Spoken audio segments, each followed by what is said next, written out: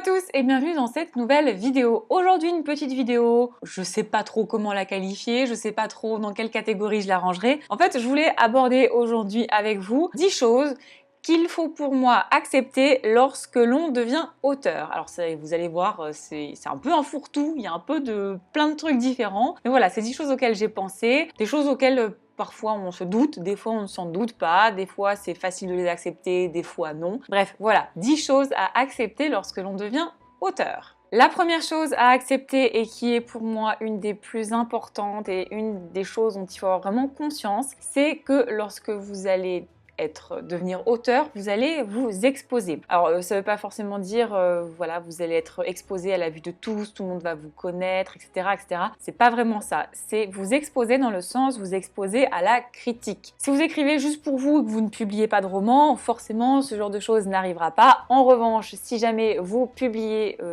ce que vous écrivez, forcément les gens vont pouvoir le lire et vont pouvoir l'aimer comme pourront ne pas l'aimer. Et certaines personnes qui n'aiment pas peuvent parfois être très dures. Et c'est dans le sens-là que je dis, lorsque vous êtes auteur, vous allez être exposé. Vous allez être exposé à la critique. En plus de ça, si vous êtes auteur auto-édité, vous savez que la partie promotion, communication est très très très importante. Et bon, certains le font plus que d'autres, mais vous allez forcément parler un petit peu de vous, vous exposer un peu sur les réseaux et voilà. C'est une autre forme d'exposition, mais voilà, lorsque vous vous lancez en tant qu'auteur, lorsque vous publiez vos écrits, c'est une petite partie de vous, forcément, et cette petite partie de vous, vous l'exposez, et il faut en avoir conscience et il faut l'accepter. Deuxième chose qu'il faut savoir lorsque vous vous lancez en tant qu'auteur et qu'il faut également accepter, c'est le fait que vous tomberez forcément sur des gens qui ne vous prendront pas au sérieux. Ça peut être des proches, ça peut être des gens moins proches, des inconnus, mais vous tomberez forcément sur quelqu'un qui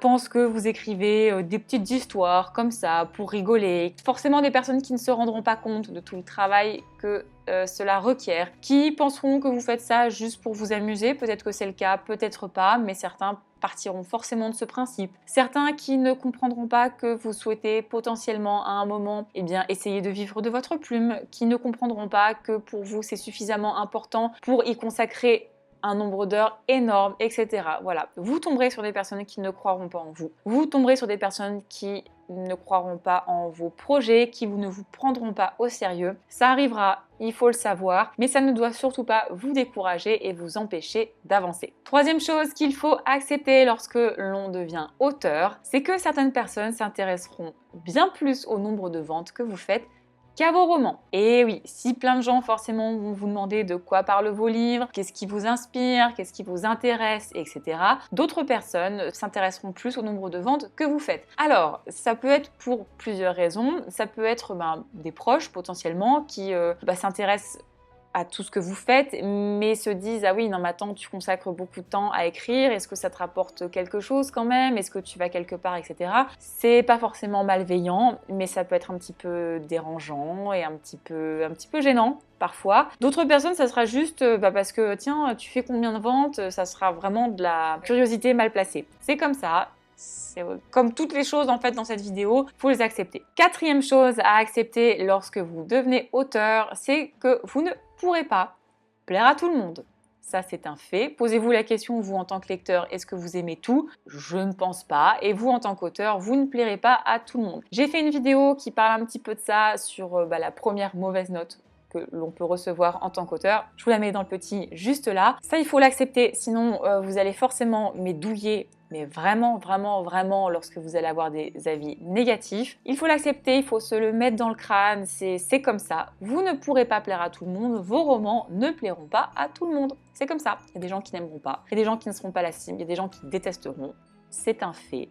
Et ça, il faut l'accepter. Je vais répéter, il faut l'accepter une paire de fois dans cette vidéo. J'espère que vous êtes prêts. Cinquième chose à accepter lorsque l'on est auteur, et ça j'en avais déjà parlé dans une vidéo tag, je crois. L'écriture et la publication d'un roman, c'est chronophage. Ça demande des centaines et des centaines et des centaines qui au final se transforment en milliers et milliers et milliers d'heures de travail. Ça prend un temps de dingue en fait. Je pense qu'on ne s'en rend pas compte tant qu'on ne l'a pas vécu, mais écrire un roman, ça demande énormément de temps. Surtout si on veut faire les choses sérieusement et bien faire toutes les étapes de réécriture, travailler la publication, travailler la promotion, etc. Ça demande vraiment beaucoup de temps. Si jamais vous n'êtes pas prêt à y consacrer autant de temps, je dis pas qu'il faut pas vous mettre à écrire, c'est pas la question, mais réfléchissez bien. Ne partez pas en vous disant tiens, c'est bon, en quelques heures mon roman sera écrit, après je le publie et basta. Non, si vous voulez faire les choses bien, ça prend du temps. Soyez préparés. Voilà, autant que ça va prendre. Sinon, vous risquez vraiment de vous décourager, vous risquez de vous remettre en question, de ne pas aller au bout, etc. Alors que si dès le début, vous savez que ça va vous demander un temps de maboule, peut-être que ça aidera un petit peu. Donc voilà, l'écriture, c'est chronophage pour tout le monde. Hein. Personne n'arrive à écrire un roman en 3 jours, à le publier en 2 jours, etc. Non, ça prend du temps. Soyez préparés. 6e chose à accepter lorsque vous devenez auteur. Alors, je vous avais dit qu'il y avait de tout et n'importe quoi. Hein. C'est vraiment les choses qui me sont venues comme ça. C'est qu'à partir du moment où vous êtes auteur, à partir du moment où vous annoncez que vous écrivez un roman, plus personne ne vous laissera passer la moindre petite faute d'orthographe, de vocabulaire, de grammaire, que ce soit à l'écrit comme à l'oral. En fait, à partir du moment où vous dites j'écris un roman, et limite on va vous prendre pour un prof de français et vous n'aurez plus le droit de faire la moindre petite faute. Et d'ailleurs, en fait, un prof de français peut aussi faire une faute d'inattention, etc. Ou lorsqu'il parle à l'oral, il peut aussi en avoir un peu rien à faire de certains trucs. Bref, allez voir ma vidéo sur les grammaires nazis si jamais le sujet vous intéresse et si jamais vous voulez vous énerver un petit peu. Toujours est-il qu'à partir du moment où vous êtes auteur, si vous faites une faute, on va vous dire « Mais attends, comment ça se fait que tu sais pas écrire le mot là T'es pas censé être auteur », comme si jamais être auteur, c'était être correcteur. Non, lorsqu'on est auteur, on raconte des histoires, on est romancier. Voilà, et c'est des correcteurs qui après se chargent de nous corriger. Mais en tout cas, soyez préparés, à partir du moment où vous dites que vous êtes auteur, c'est fini. En fait, vous n'avez plus le droit de faire la moindre faute. Après, moi, mon conseil, c'est juste balèque. Hein. Franchement, faut en avoir rien à faire des personnes qui vont venir vous titiller pour le moindre petit truc. C'est tout. C'est comme ça. Des gens chiants, des gens relous, il y en aura toujours. Hein. Mais lorsque vous êtes auteur, il y a d'autres formes de relouitude qui arrivent. Faut le savoir. 7e chose à savoir lorsque vous vous lancez dans l'écriture. Alors, je dis pas que ça n'arrive pas. Il y a des gens à qui ça arrive. J'en connais même qui, dès leur premier roman, ont cartonné. Mais pour une énorme majorité des gens, ce n'est pas avec votre premier roman que vous allez exploser. Ça arrive, hein. En auto-édition comme en maison d'édition, il y a des gens avec leur premier roman, ils cartonnent de ouf, ça les lance tout de suite. Mais pour la majorité des autres auteurs, ce n'est pas le cas. Je ne dis pas que votre premier roman ne pourra pas bien marcher, etc. Mais globalement, c'est à force de travail, c'est à force de publier d'autres romans que les choses vont se faire. Il y a l'effet boule de neige. Vous allez de plus en plus vendre, ça aura de plus en plus d'impact sur vos autres romans, etc. On va vous connaître de plus en plus. Vous serez de plus en plus mis en avant, etc., etc.